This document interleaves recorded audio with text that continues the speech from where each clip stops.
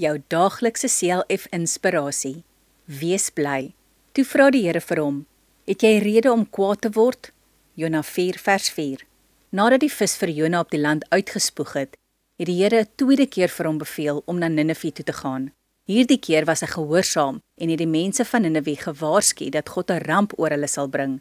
Toe die mense sy boodskap hoor, het hulle bekeer en weer God se wil gedoen.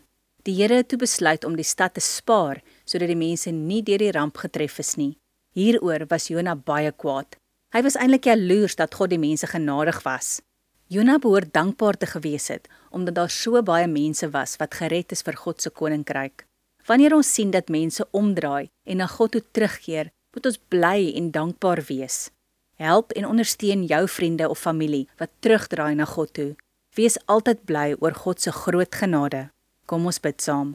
Genadige Here, dankie dat U genade ook vir my as sondaar so groot is. Amen.